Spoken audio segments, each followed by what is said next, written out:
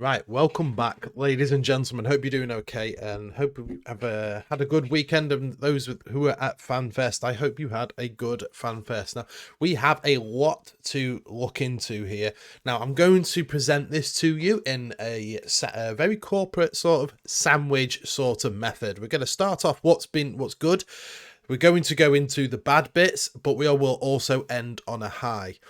Now, to start off with, and if you're new to the channel, make sure to hit that subscribe button for me. And we're going to be doing some videos, and I have got some plans for a whole brand new playlist to look at for EVE Online. Some of these updates in this I don't agree with, I'm not happy with, but some of them I do like the look of. It's been a bit of a mixed emotions over the weekend about all this, but we'll go into it first. We'll start off. So, FanFest Day 1 was the all-important keynote that everyone was waiting for. Labeling and setting up a sort of roadmap of where we're going to go with this game, what's coming, and everything that people wanted to know. So I won't read everything out to you. I won't bore you to death with reading it word for word. I'm pretty sure that you can read. Otherwise, playing EVE Online might be a little bit difficult. So one of the things they are changing, they're going from expansions and quadrants to arcs. There's not really any difference apart from the naming. It's still the same sort of set out. I don't know why they're changing it from quadrants to arcs, but hey, they're changing it from basically through arcs and instead of quadrants and expansions and stuff. So they're calling it arc for some reason. It's probably just a corporate buzzword, so don't worry about that. There is a huge update coming to Faction Warfare. They've acknowledged after 10 years, at least the 10 years I've been playing, well, 13 years now that I've been playing, they have finally acknowledged that Faction Warfare needs a rework, and the fact that it is stale and boring. It's basically a tug of war, which is just boring, and it's very populated by Faction Warfare bots farming the loyalty points. There was a lot to do in there with things that they were having issues with about citadels in Faction Warfare space. It doesn't matter if you take the system, you've still got somewhere you can dock and tether. So they're looking at changes to that. This is going to be over a year, maybe 2 years in the working. They're hoping to get the first big one up and running by the end of the year. But as it says here, such as structure mechanics, that's one of the things they want to look at, because that is being abused. And they did admit that one of the things they learned over this big war that was of the Imperium versus everyone, that the structure mechanics and how they are used is quite it basically means blowing up structures is kind of pointless, because you just pop a new one down and you can't do anything about it for the time being. Which means in low sec with Faction Warfare, it doesn't matter if you take the system or the station, you still have access to a structure in the system. So they're looking at sort of doing this sort of thing, as well as having frontline systems, which is just segueing nicely here. So if you have all your space here, that is going to be not so yeah, you kind of they're your end sort of objectives to get to, and these are your front lines where the sort of push-pull mechanics of Faction Warfare, doing sites complexing, killing, and that sort of stuff will be much higher rewarded in these areas versus someone farming back here, which is kind of sort of like a logistical reinforcement sort of area.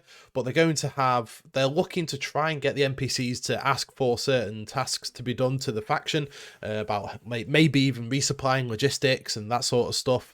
So hopefully there's going to be a bit more interaction from NPCs asking for certain tasks and sort of objectives to be done, so it makes it a bit more of an interactive experience, which is what Faction Warfare needs. It needs more depth to it, more reasoning, more meaning for doing things, instead of just farming complexes so you get your LP to make faction items and get your faction item blueprints and all that sort of stuff, to make it a bit more interactive and meaningful. As I said, they also are trying to look at further down the line of having Faction Warfare have an impact further out than just low sec. So it may be some of it sprawls out into high sec, some of it sprawls out into even null sec. They mentioned. I don't know how that would work, if I'm honest. I really don't know how that would work, but So that was basically faction warfare. There's too much to go into on the whole faction warfare to go into one video, because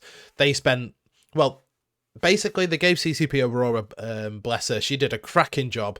Nervous, but she did a very, very good job at getting she did ask for 2 hours, but she was given half an hour, which is a bit of a dick move with how big this sort of update is. But she was nervous, but she did a very good job of getting this out. So take my metaphorical hat off to CCP Aurora for that good job. You did get the key points across, which I think is what everyone was looking for. And as time goes on, more information will be made available about this whole system that's coming. Now, they also did tease about I don't know if they tried to palm it off as their sort of idea of what they want to do, but I think CSMs have been telling them about this sort of these skins for years. Since skins have been a thing, about monetizing like structure skins, and so you can have different colors, you can have different patterns, you can have all that sort of stuff looking good. Structure kit skins has been asked for a very long time by the player base. I don't know why it took them so long to get to doing it, but at least they're doing it now and saying, hey, you can put statues, you can put add-ons on ships, and which no one really asked for, but whatever. Structure skins, like, you know, you can have. They're also bringing Alliance logos to ships, I believe, to display unique. Through Alliance logos, visual changes on your ships. Yeah, so Alliance logos on your ships, which is, I mean, you're going to have 30,000 people in Imperium, in Goonswarm alone, that want a B on their ship. I would want one. I know a lot of people that would want one. So you can also have, there's here Serpentis PvP kill mark, so you can have them displayed nicely. You can change colours. There's got basically a lot more customization to your ship coming, which is pretty cool. It does look, some of these really do look interesting. Like, you can have it looks like you're going to be able to have a little B logo, or if you're test, you can have a dinosaur on the front there, or and on the back. So, you know, it looks pretty nice. It's something that people have asked for years, so it did take them a long time to come out with it, but they came out with it in the end, so that's a bonus.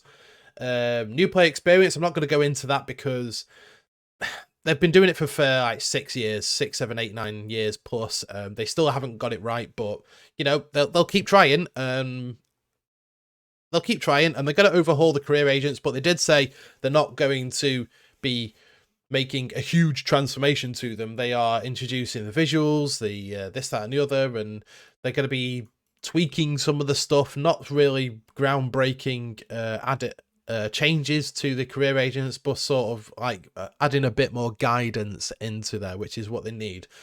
But as I said, I'm going to be doing something towards that myself to hopefully give a better idea than what they can do. They can add in all these visuals and all that sort of stuff, but I'm hoping to get a playlist out over this year based on how to actually become efficient, self-sufficient, and enjoy EVE Online in the way that you like to play. So if you haven't subscribed already, make sure you do for that. So they did also relieve EVE in Spanish, which is great because it's all more languages are coming to, native languages are coming to the game. So instead of having to, you know, struggle if you're not language isn't there, they've added another language in, which is great. EVE Online spreadsheets, I'm not going to go too much into that. You can export from EVE to a spreadsheet. I've in my 13 years quite happily say that I've never used a spreadsheet for anything in EVE. I've looked at spreadsheets, I've never used one or never made one, so that doesn't really bother me. I've built capitals, super capitals, titans, PI chains and whatnot. I've never really bothered with EVE and spreadsheets. I don't know. I mean, some people do, I don't. So this here is what we're going to look at now, and I'm going to show you this now because I think it looks pretty cool. It's a sort of a new docking animation, which I do like the look of. It's about time something like this came in. So let's see if I can just find that now. Here we are. This is not the best quality, but because I just ripped it from the Twitch, their CCP Twitch channel. But this is basically what they're going to be looking into for future. Individual docking sort of animations and whatnot, and when you're changing ships from different ships hangars, it's I don't know, it looks good. I do like the look of this. As you can see, it was 8 hours in, so that's quite a long stream. But this is basically how how it should look when they've done changing, adding, and all that sort of stuff.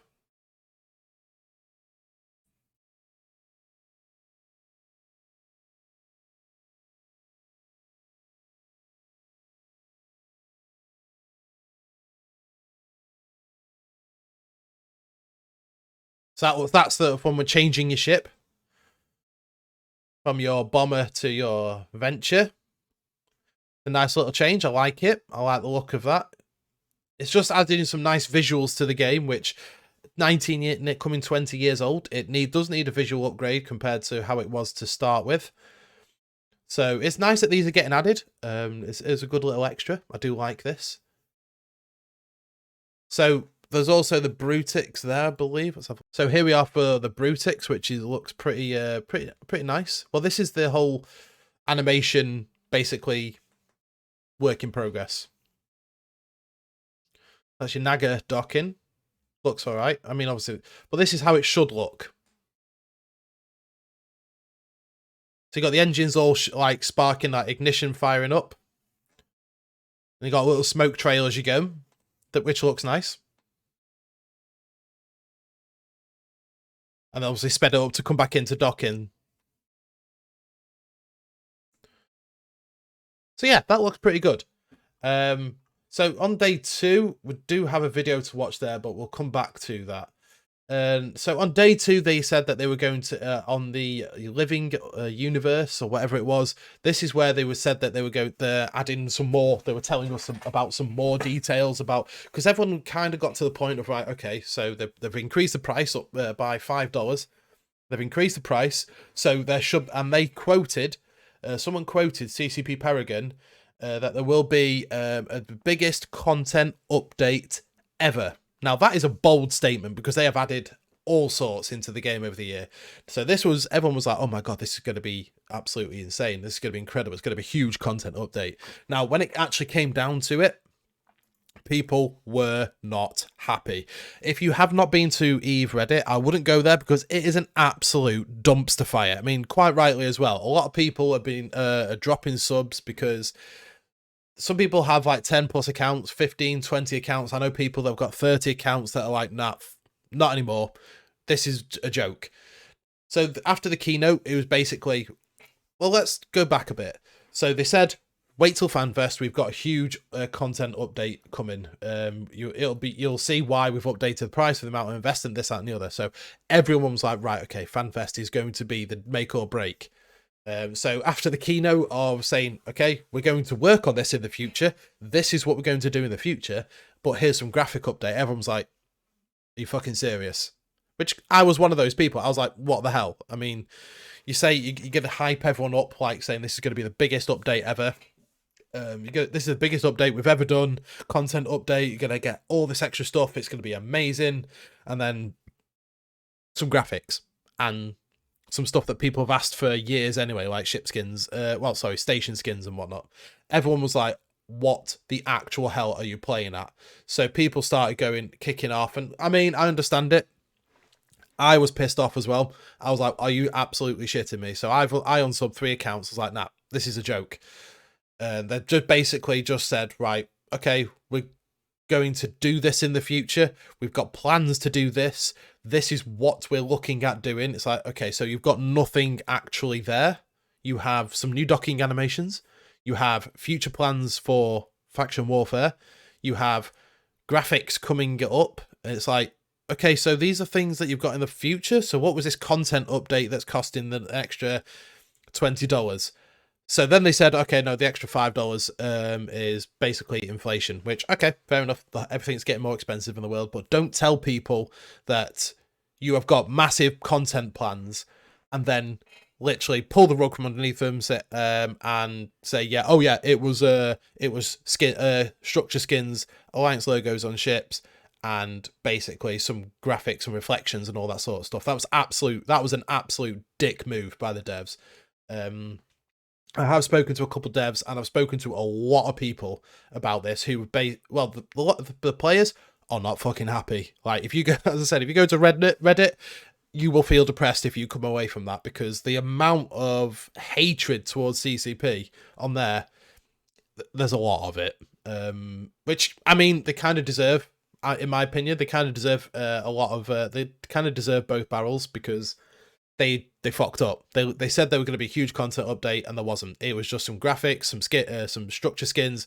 But don't get me wrong, that faction warfare update, if they do it properly, it's going to be huge. But there is also, once again, I think it's third time round now, they're going to work on an FPS, because Dust 514 failed because they just limited it to a dead-end console when the next generation was coming out, so people didn't play it.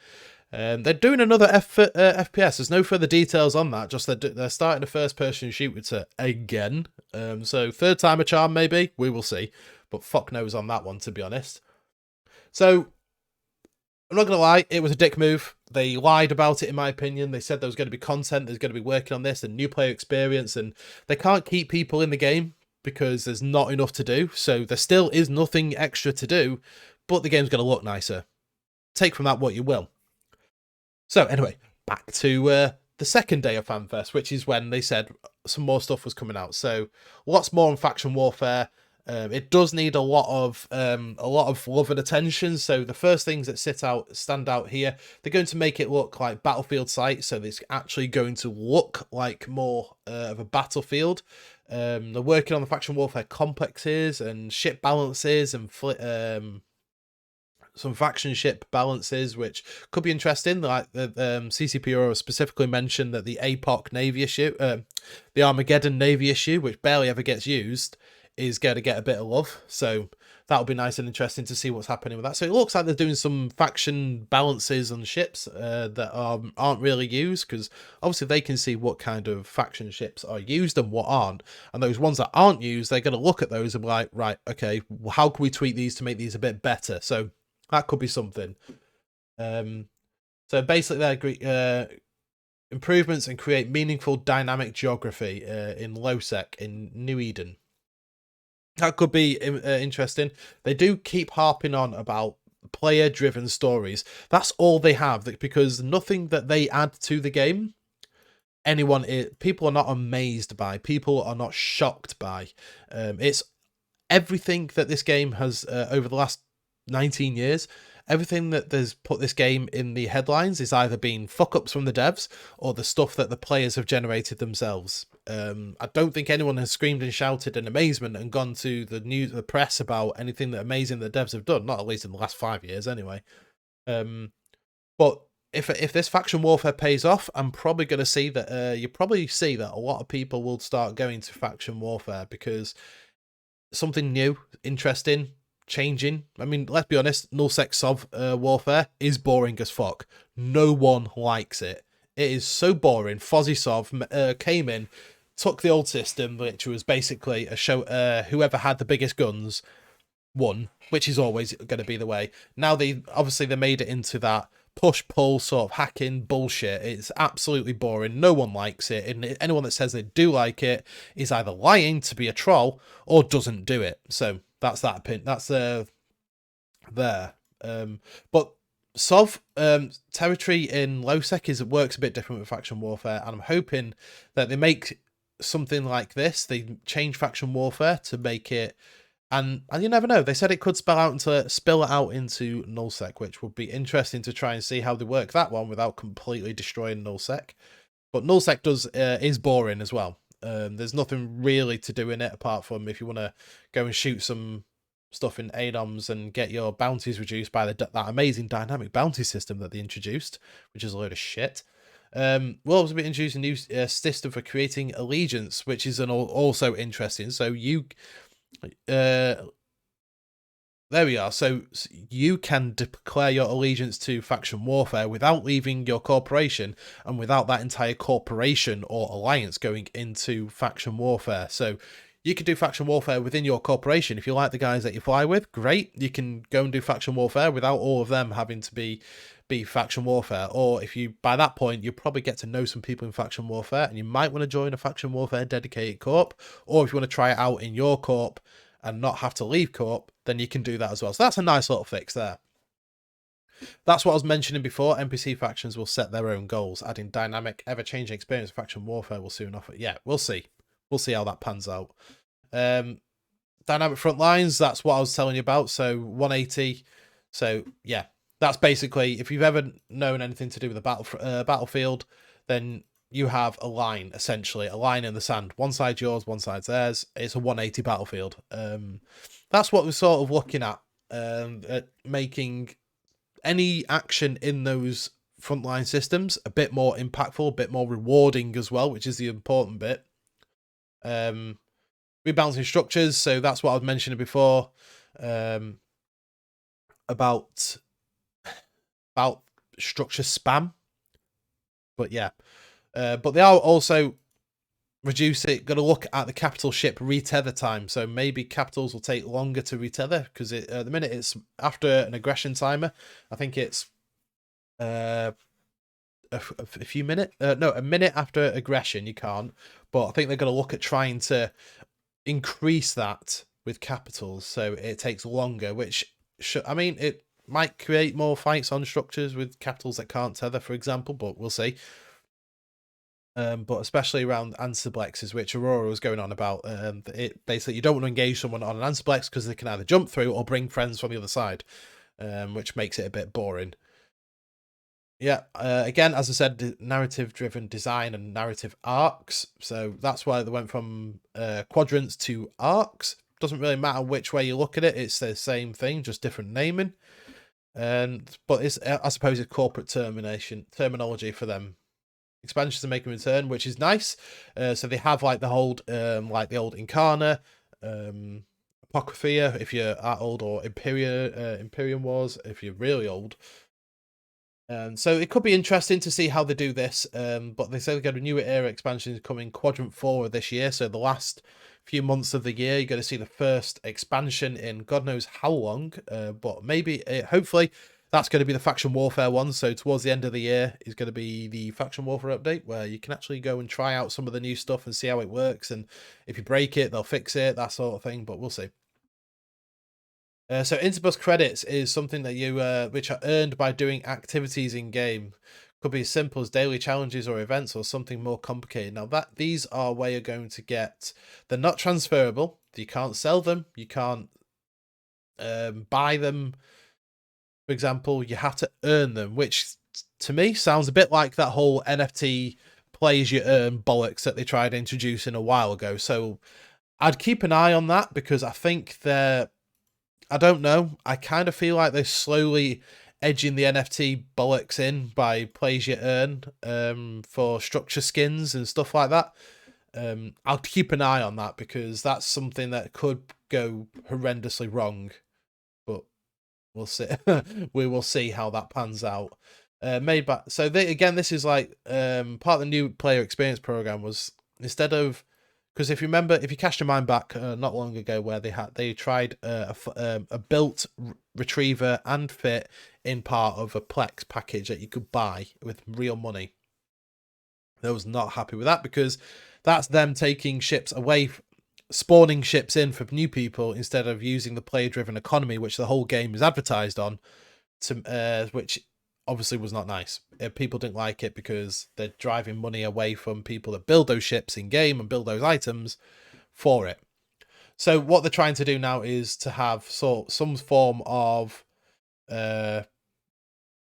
like this, basically. Yeah, so introduce allowing to manufacture or purchase items, making them available for other players to purchase. So it's kind of like you can sell ships to them or something like that, and they get dished out to new players, for example. We'll see. Exploration. So they are going to be looking at some form of improving the reliability or readability of maps. Sorry, my God, I just could not get my words out. Because obviously, even CCP Aurora used Dotlan on her presentation, not their own map. So that kind of says something about their own mapping system, which is pretty shit. And they're trying to reduce their focus on ganking, which is to reduce the focus on reducing ganking in high sec you're going to have to remove the players, not the... You can either have... You either completely disable suicide ganking, which would kill gameplays because people like to gank marauders, freighters, and that sort of stuff because they're Omega characters, they're veteran players using their skills, their investment to make money through either hauling or using an expensive marauder to go and do sites or anomalies or missions or whatever, and they get ganked and people make money from doing that. But there's also those people that for whatever reason like ganking people in their noob ship or their first ever frigate or whatever because they get some form of twisted kick out of it. They want to cut that, which I can understand that because there's no point in... If you're going to gank someone, it's because they're either carrying something expensive or you don't like that group or corporation, like, I don't know, a player-owned corporation, or they got an expensive ship or they're like an officer fit marshal, for example. But ganking Tech 1 noob ships or like someone that's been playing the game for a few days, ganking someone in that, I mean, you've got to be a special kind of dickhead to do that, if I'm honest. There's no point to it. I mean, the devs are right there. There is no point to it. You don't gain anything from it apart from being a toxic little asshole, unless you're... I don't know, but I suppose people do that sort of stuff. Bit weird if you ask me, but, you know, that's... some people. Now, they did also add in a cheeky little Caldari video, which you've seen on your launcher. So well, that's basically looks to me like Caldari are gearing up to do something huge, which is probably gearing towards the Faction Warfare expansion at the end of the year. So, right, so this is that the Caldari state. So this is that video that was been on your launcher. If you haven't seen it or it mentioned, this is basically... It also teases towards that FPS shooter that they're looking at, which I'm hoping they do something with it because, and they actually don't put it on a dead-end console like the PlayStation 3 or 2 or whatever it was. I hope they don't put it on something stupid like that and make it cross-platform for multiple different consoles. That would increase its survivability, but I'm hoping that they don't half-bake it, but it could be good. But there's a lot of lore in this video, especially about the Caldari, I can't remember the name off the top of my head. I've read the book where it was a big fight on one of the Caldari planets, and basically one of the captains piloted his Chimera into the city that was being taken over to deny the Galente the city. It's a pretty well done video. I do like this. Very epic sounding. Remembers the darkest of days. When the reins of our world became laced with fire.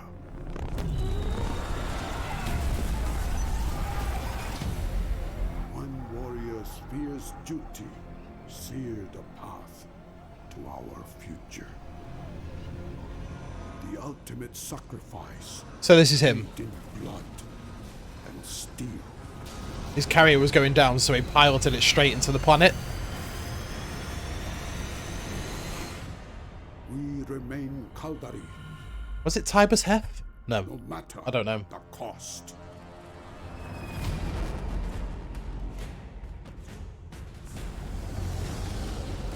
Everything we are, we owe to our ideals. They fuel our rise as the heart of a raging storm. A beacon of strength. See, they are gearing up to something. Identity.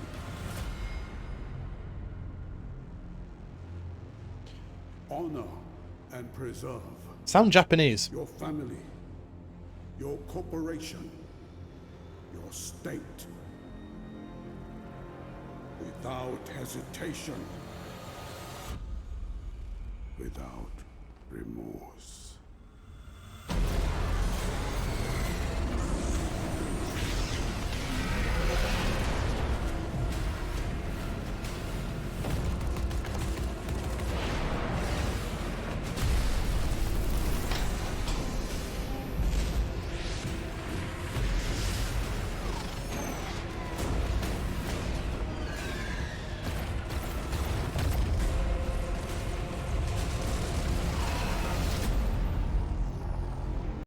So there you go. That is the video. It did look. I did like the look of the.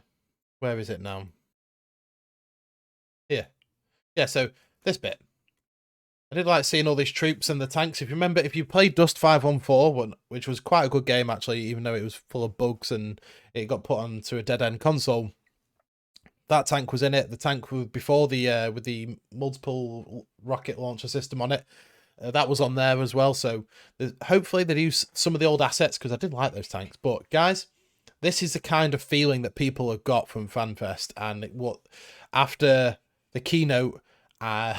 This was an interview with a couple of players, so you will recognise them. One's Brisk, and I can't remember the name of the other one. I do apologise. I don't mean any offence by that, but I just can't remember your name. And one of the devs. It's quite an interesting watch. So CCP's reaction to FanFest. This is... First day's the glitz, right? Exactly. Yeah, and then today we dig in, we get to see the details, we get to find out exactly how this stuff is going to work. And I think that's what a lot of players are looking for. I know that's what I'm waiting to hear, because I know after all of the announcements yesterday, I think the community is ready to hear what's coming next and when. Oh, yeah. I mean, after that, we're also going to be seeing some data. It was pretty much how the whole thing went. It didn't go down well. I mean, it does feel like everything was thrown together last minute. People were thrown out and thrown under the bus with you have to do this, you have to do that, and you have to face the audience and all that sort of stuff. So I think it was been a bit of a shitstorm at CCP, and I'm hoping that they do fix a lot of stuff, because otherwise they're going to lose a lot of players and it's not going to be great. But guys, I've been going on for a long time. There's been a lot to unpack in this. I hope you have enjoyed it. I hope you agree with some of the stuff. You probably won't agree with some of the stuff I've mentioned. But there's a lot of people out there, and there's a lot of players. So everyone has different opinions. But if you want to see the true extent of the damage of the the damage this has done to CCP's reputation and the player base and how angry they are, just go check out Reddit. But guys, thank you for watching. I hope you have enjoyed this or found something informative from this video. Take care, and I'll see you in space.